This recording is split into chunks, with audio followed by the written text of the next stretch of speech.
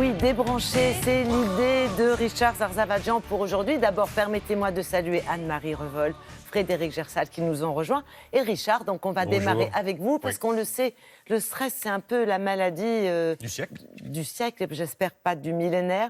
Mais vous avez une solution, on a une vie un peu trop trépidante. Absolument. Il faudrait un peu se poser par moment. Absolument, et la tendance actuelle qui est prônée par les médecins, par certains psychiatres, c'est de dire ralentissez, c'est-à-dire en fin de compte prendre le temps de faire les mêmes choses, mais beaucoup plus avec suivi, on fait attention, et c'est ce qu'on appelle, entre guillemets, la slow attitude, l'attitude de lenteur, hein, si j'ose dire. Mais tout va très vite aujourd'hui, c'est pas forcément évident de s'infiltrer dans ce recul. Eh bien, on peut y arriver, et une thalassothérapie du côté de Saint-Jean-de-Luz, dans le Pays Basque, propose actuellement, justement, aux curistes d'adopter un peu ces postures, de prendre le temps à travers différents ateliers, les soins, bien sûr, mais pas seulement. Un exemple, l'alimentation. On sait qu'on a tendance, dans nos sociétés modernes, de manger très vite.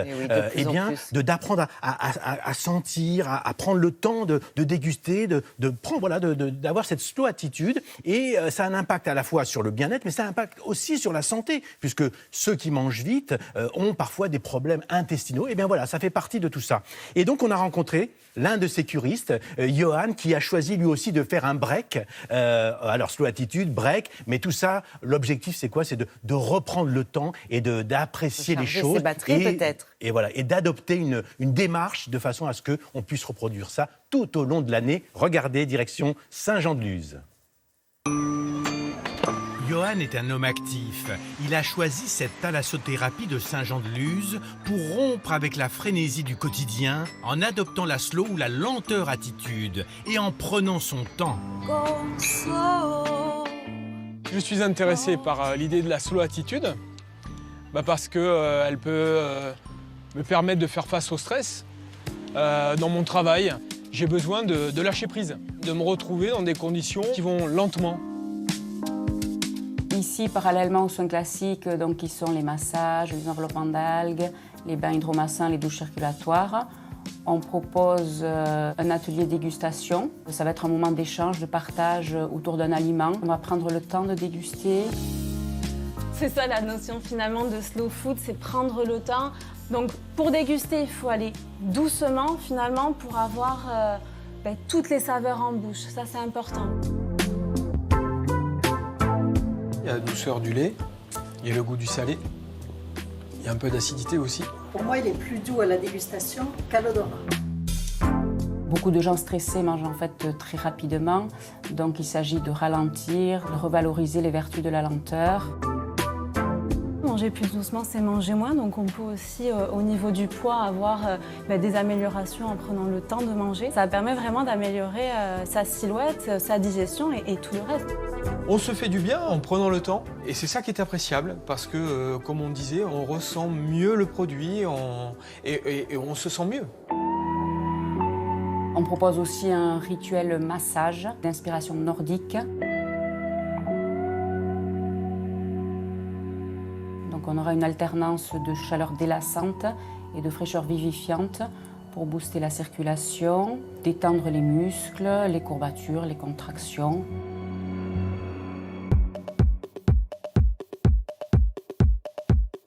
Je vous invite à vivre cet instant.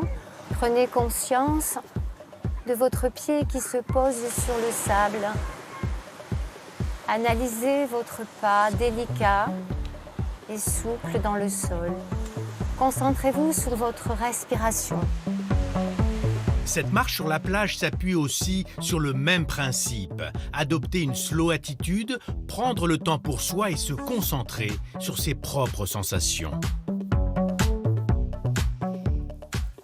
Richard, ça fait envie. Ça fait envie, hein ? On se sent décontracté rien qu'en regardant votre reportage. Bien sûr. Alors, ceci étant, on se dit c'est un super break, mais est-ce que ça perdure, ces bonnes habitudes ? Écoutez, en tout cas, les curistes que j'ai rencontrés, certains étaient déjà venus, et pour certains, c'est une façon de faire un break, certes, mais aussi une façon de comprendre, de toucher un peu ce que veut dire le slow attitude, cette notion d'aller doucement, de prendre son temps. Et d'une certaine façon, certains m'ont dit, on peut essayer à la rentrée, une bonne résolution pendant un mois, par exemple. On voit si ça marche. On voit si petit à petit, on a mis en place ces petites notions, ces petits conseils, de façon à ce que, eh bien, dans certaines situations, on puisse gérer. Parce que derrière tout ça, c'est aussi notre santé qui est en cause. L'idée, c'est d'aller lentement, mais de faire les choses, de vivre normalement, mais en sachant qu'on peut aller beaucoup moins vite, notamment lors des repas, mais aussi lors du travail. Essayez de prendre le temps, essayez pendant un mois et vous verrez bien. En tout cas, c'est le message qu'on essaye de faire passer. Et encore une fois, c'est pas que cette thalassothérapie. Certains médecins, certains psychiatres le recommandent parce qu'on sait que le stress et l'anxiété, c'est le nid à d'autres maladies, notamment cardiovasculaires. Donc il faut faire attention. Donc voilà, c'est vrai que c'est très beau. On est au bord de la plage. Lorsqu'on retourne à la maison et qu'on va travailler, c'est différent. Mais pourquoi ne pas essayer? Pourquoi ne pas essayer? D'autant qu'aujourd'hui, il y a des nouvelles méthodes, la sophrologie, l'hypnose, d'autres. La méditation, on en a parlé ici, qui font que les gens sont intéressés par ces méthodes un peu beaucoup plus soft. On va faire beaucoup plus douce, pour prendre un terme français. Merci beaucoup Richard pour ces bons conseils.